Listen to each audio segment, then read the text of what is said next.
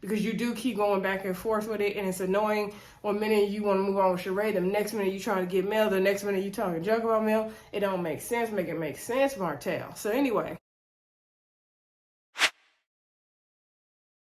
Hey everybody, welcome back to the Brandy Yvonne channel. Of course, it's your girl, Brandy Yvonne.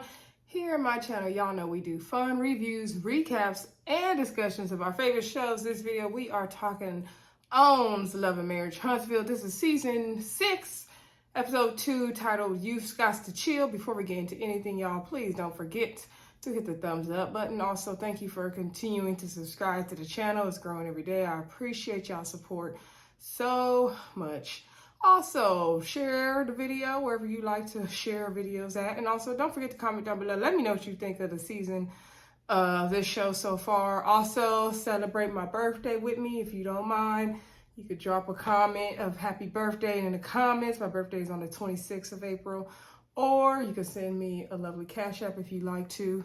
Of course, it's not required. My Cash App is at $ Queen B Yvonne. Again, that's $ capital Q Queen capital B capital Y on Yvonne. Anyway, let's get into the episode because we got to get to this Love is Blind reunion at 5. It's only got a short amount of time. Plus, this episode was not giving. Like, I was this close to not even doing this reunion, y'all, because we regurgitating the same thing over and over and over again. The only place we got to something was at the end when Keke and Tisha talked it out. That was good. And it was good to see Mel get a little vulnerable if that was, real. So other than that, it's like, why are we regurgitating? It's like they took scenes from last season and threw it into this episode. It was too much. I was like, oh, what are we doing? Like, this is a waste. So that's my little rant about Love and Marriage Huntsville. But let's go and get into it. We got to talk about it, y'all. So episode opens up where we left off last week with Melody trying to play tricks on Stormi, because they debating on, girl, you ain't call me, you ain't text me. Stormi's like, I'm not going to DM you. But Mel's like, well, girl, you done sent me plenty of DMs. I got plenty of DMs from you before. And she's like, no, girl, I'm not about to. If we friends, like, why would I DM you? And she's like, I didn't even know you changed your number. She's like, but you didn't have my number, so why wouldn't you DM me if you knew I was? She said, I know you like to take space after a reunion. You like to get away from people because I'm the same way. I get busy. I like to take space. But if we really friends like that, then why not give me a heads up? Say, hey, girl, I'm gonna take some space. And then we haven't even talked since the reunion. So she said at the reunion, her and Mel's room were right next door to each other. That was her first reunion. And she said, you didn't even speak to me at the reunion. Then when you finally saw me, then you was like, oh, hey, girl, we'll talk later. Then later it's been 4 months or however many months it's been. And so Mel was like, well, if I need space, then you should already know, like, what's the problem? And Mel goes to her confessional, like, well, my real friends know that I need space, especially after filming the reunion. So and Stormi's one of those friends, we already decided we're very busy. So we're glad we're not really needy. So I don't understand what's going on right now. I'll call cap on the whole thing. Because first of all, she said my real friend, Stormi, keyword was real. Secondly, Mel said, oh, I didn't even know your room was right next to mine at the reunion. I didn't even know. Mel, you made a whole fuss. Was that last season or season before that? About Tisha and Destiny talking next door, talking about you in Destiny's room. So you knew who was next door to you then. You was listening through the walls. But you didn't know Stormi was next door to you this time? I don't believe it. Also, if y'all are really friends and you would have communicated leading up to the reunion and after the reunion, be like, oh yeah, girl, my room's right here. Like, if you're real friends, you would have already knew where each other's room was. Because I would have came to your room, you would have came to my room if we was friends. So I just can't buy all that. If Stormi want to buy it, that's fine. Good for you, girl. Anyway, they went back and forth around the mulberry bush, however you want to say it. Stormi was like, yeah, I just thought we was good. We was good. Mel's like, I'm good. I don't have a problem. And then Stormi brings up the whole thing of Mel saying that somebody recorded her. She went on like a live tweet or something and said that somebody recorded her and all this stuff. So they played that clip that I think Destiny has shown with Martel last season or something. And so Stormi's thing is like, this is stuff you said on every interview you went on YouTube. So everybody then, I guess, jumped on Stormi on social media saying that she was a snake and recorded Mel. I didn't see all that because y'all know I don't follow all that social media drama. I do remember Mel regurgitating the same stuff on those interviews last year. So whatever. Mel was like, I've been in this game for some years. I just tell you, you can't let the comments and everything people say get to you. You can't worry about that. And Stormi's like, no, I get it. I understand that, but I'll just make sure like me and you didn't have problems. And Mel's like, no, we good. I feel like y'all not good. So she's like, are you gonna get something to eat? Okay, they got something to eat. Good. Okay, so Kimmy's talking to Tisha and Tisha's cousin Courtney. So we do get to introduce to Courtney in this episode. That was the other good thing that came out. So Courtney was talking to Keke, asking her, like, does she tend to need space or what does she need? I feel far away from y'all. So anyway, then Keke came through. Remember, I was like, where's Keke? Since she in the intro, Keke came through. Tisha's I was not expecting to see Keke here. She was not here for it. Then we see Martel talking to Kimmy, and he's asking Kimmy how she's doing. She says she's tired, but she's good. And she was saying how happy she is to have Maurice in this moment. And she says, no shade to you, but I know, like me being married, I'm glad I met Maurice the time I did. And he's here for me in these moments. And I know that's probably something you wish as well. And he's like, oh, yeah, definitely. He's like, even traveling, he said he don't even like traveling by myself. He definitely missed having somebody. And so Kim's like, oh, you missing something? He's like, yeah. She was like, I know, like, we met you guys as a couple. We'll always know you as a couple. I know y'all say, y'all know what's good for them. Don't bring it up. But, we're going to always miss seeing y'all as a couple. And so Martel's like, well, I ain't saying that no more. Kimmy's like, what you saying, Martel? Martel's like, I ain't saying nothing. So Kimmy says in her confessional that he got, what did she say, buyer's remorse or something? Of course, he's going to always be remorseful that this ain't nothing new, Kimmy, okay? But I'm glad Kimmy's doing better, but he's going to always miss his family. He's going to always do that. So, then we see Mel's getting ready to leave. And so Martel says, oh, let me walk you to your car. She's like, I parked right out front. And so he's like, no, I seen you. You parked across the street. You go across the street. He's like, let me walk you across the street. It's bad out there. She's like, no, I'm just fine. He's like, is this your purse right there? Yes, that's my Versace. And she's like, hey, wait, let me walk across the street. So then Tiffany and Lewis is right there. So Tiffany and Lewis is getting a part of the conversation. And then he's like, he just want to make sure you're safe. That's what Lewis said. Come on, he just want to make sure you're safe. So Tiffany, and then Mel tells Tiffany, I wish when I say something, my wishes would be granted, like what I want to happen.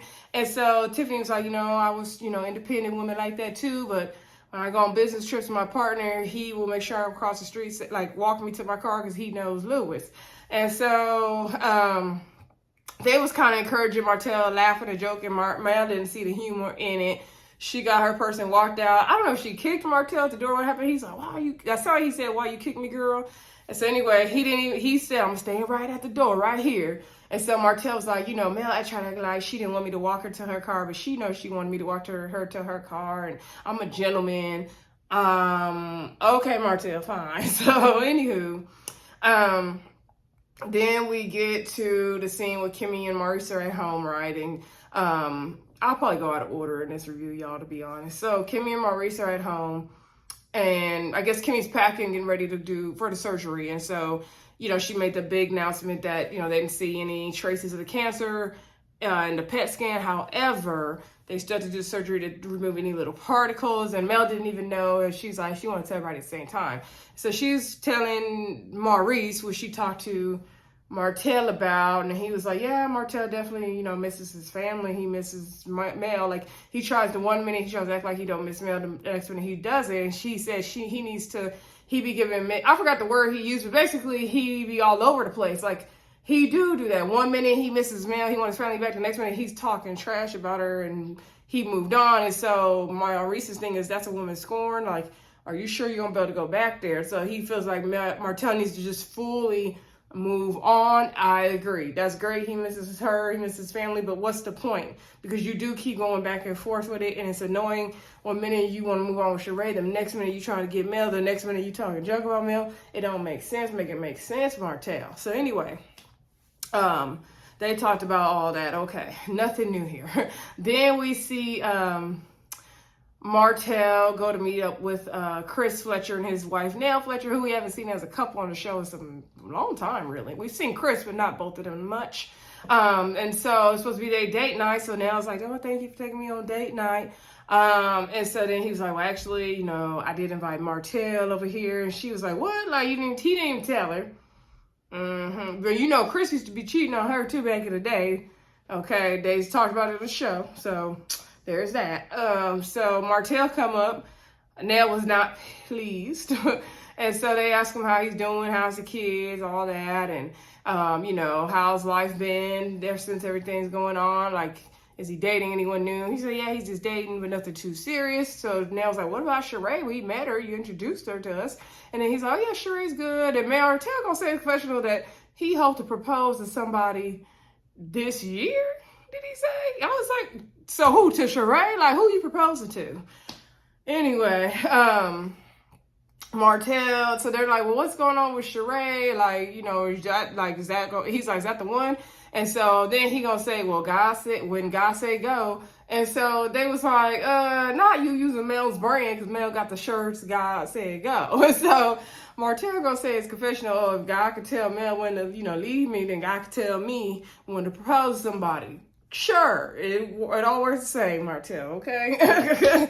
Pray to God, okay? So anyway, they were asking him about the co-parenting situation with Mel. How's all that going? He said it's not good. You know, they've been back and forth in court. Nell's like, well, why y'all in court? Martel said because of the fact that he doesn't like the fact that Mel has 20-something babysitters, okay? And so Nell's like, she ain't got no 20-something. Do you know that for sure? She ain't got no 20-something babysitters. It does sound like a big old exaggeration. His issue is like, oh, her brother came down from Atlanta to watch the kids, and I'm right here in town. Like, why she don't just have me watch the kids? Now, I think if Martel was the easier person for Mel to deal with, she could do that a lot easier, because it wouldn't make sense. Like, girl, if you need them to be watched, then send them to Martel. I also think that Martel, unfortunately, would be the type to weaponize that against Mel, right? If she had to go do a photo shoot, she had to go do an event, she had to do that, and every single time she was bringing the kids to him, oh, he's gonna take that and spin it against her. So that's probably why she don't do it, because like she says later on in the episode, it's an issue of trust there, right?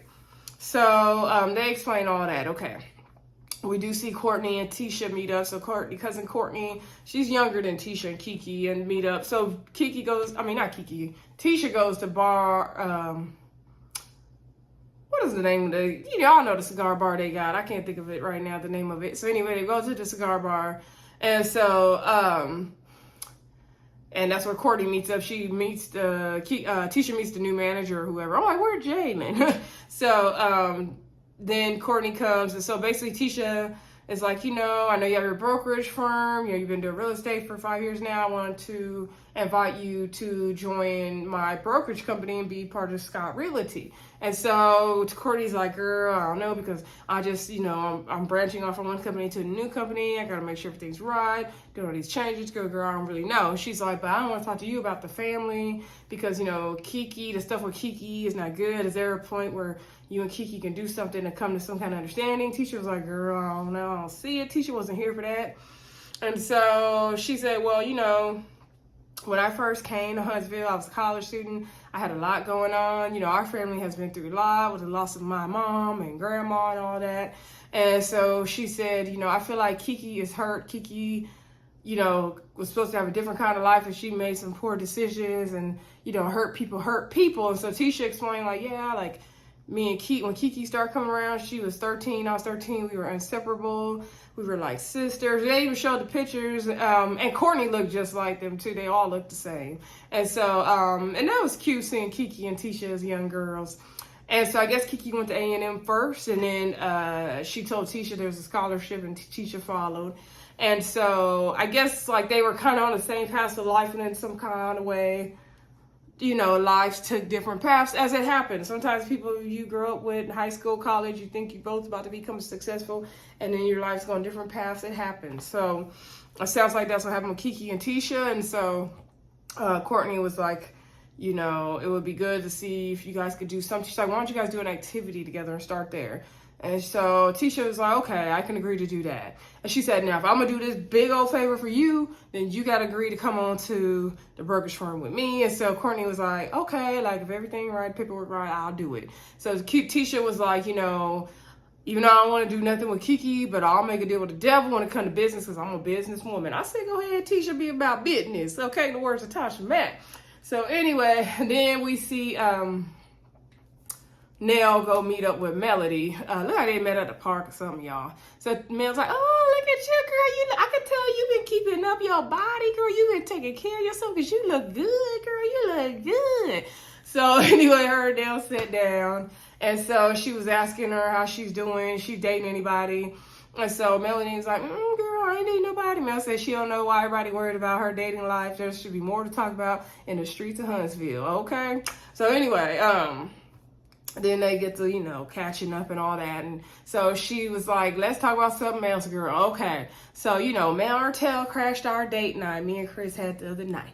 And he said that you guys are in a custody battle because you be having 20-something babysitters. So what's going on? Like, you know, I know you trying to move forward. You about your peace now. You got your peace. He's still trying to find his peace, but y'all got to come to the common ground because now it's about the kids. And I need y'all to get along for the kids. She was being an old auntie, like, let me get y'all straight. I said, come on now, get them together. She said, because at the end of the day, even when they grown and gone, y'all gonna be joined together for life at the hip. Like, my kids are going to grow, but they gonna still come around. So y'all always gonna have to see each other. So Mel was like, I ain't got to see him no more. She's like, oh, yes, you are. Even when they grown, you're gonna have to always coexist. And she right. She telling the truth. Like, you can hate Martel all day. At the end of the day, y'all gonna always have to be around each other. So anyway,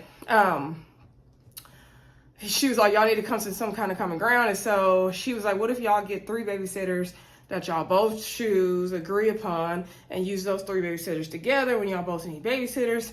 She said she tried that before. Martel didn't work. He runs them all off. And so she was like, you think he intentionally runs them all off? Because I don't think they'll want that.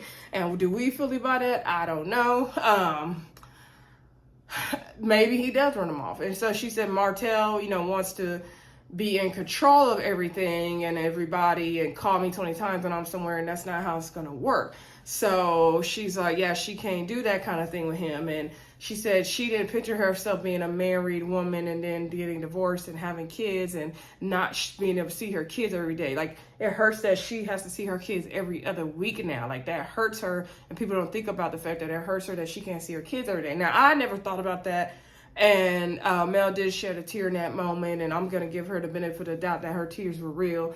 That sucks, and we don't think about how our moms who are in these custody agreements with the dads could feel like, okay, you can't see your kid every day. The other side of that is, don't y'all want y'all break though? But I'm not a parent, so let me know in the comments. Like, I get it, you want to see your kids every day, and it's new, so maybe she not be, you know, maybe she ain't ready for her break yet. I don't know. Let me know in the comments what y'all think about that. I felt sorry for Mel in that moment, and just for y'all know, because I know some of the millimeters get in the comments, they get a little cray. I'm not a millimeter. I actually like Mel. There's a lot of things I like about Mel. I don't like when she tries to play this for her food, like she did Stormi at the top of the episode. I don't like when she does things like that. Certain things she does in her behaviors I don't like. I have like a love-hate for Mel. Like, there's things I like about her and things I don't like about her, but I don't totally hate her. She's funny to me, but I'm not a millimeter either. So just so y'all know how I feel about Mel. Anywho, I don't know what's on these notifications. So, you know, Nell said, girl, I'm sorry, I didn't know all that was going on. I didn't know how you felt. So Mel said, of course, I would love to be at a point where me and Martel can, you know, be like, hey, let's take the kids to lunch. They would love that. But she said the trust factor is an issue, like I said, right? And so that's the issue. Okay, so then we see, I guess we get to the end of the episode, really, and we see Keke and Tisha meet up. So Keke and Tisha go to meet up they do kickboxing. So Tisha's in there first getting her kickboxing on. I love kickboxing. It's a good workout, y'all. If y'all haven't done kickboxing, get into it. Helps you get some aggression out. It's good for your core, okay? So anyway, Keke comes to do the kickboxing. And so they sit down to meet up. Keke said she had a stressful morning trying to get out the house. And so Tisha explains that, you know, girl, Courtney wanted us to meet up. And Keke's like, yes, that's all the family got to be in our feud. And Tisha brings up the puppets. She's like, I know you didn't like me doing the puppet thing, but I felt like you were being played like a puppet with you coming on the show. And doing, you know, with what happened at the Christmas party. Like, you didn't tell, you said you told me everything that happened at the Christmas party, but you didn't tell me everything. You didn't tell me everything that you said. And so Keke was like, well, no, I didn't tell you every single little detail, but I told you what was mostly said. And Keke felt like Tisha and Marcel blew things out of proportion of what happened and what was said at the Christmas party. Tisha was like, you wouldn't want, why would you speak on me and Marcel's marriage? Like, you can't, you have a way with words, and you can't be like mixing your words or saying things and implying things. Cause like the way Keke said it, like leaves people's like imagination to run, and you can't be saying it like that, especially in this group. Like, you got to be more like concrete with your answers. And so Keke's thing was like, I don't understand, like, you and Marcel, basically she felt like they exaggerated. Tisha felt like she ain't getting through to her. She was like, Keke was like, what about the things you and Marcel did? Keke, at this point, Tisha's frustrated. Keke don't see it for her. Tisha don't see it for her. Tisha's like, I don't know how I can trust you again. I just don't know. And so Tisha's like, what if I spoke on you and your marriage? Like, there's things I could say. She's like, I don't want it to get ugly. Tisha's thing is she don't want to be hitting her below the belt with information that she knows. Tisha said this has been a 10-year thing she has drugged out. So they kind of hash it out. And then it says to be continued, y'all. So that was pretty much the end of the episode. I don't think I missed any of the other scenes. Hopefully I didn't. If I did, let me know in the comments, y'all. Don't forget to like, comment, subscribe, and share. And I will talk to y'all soon. Bye.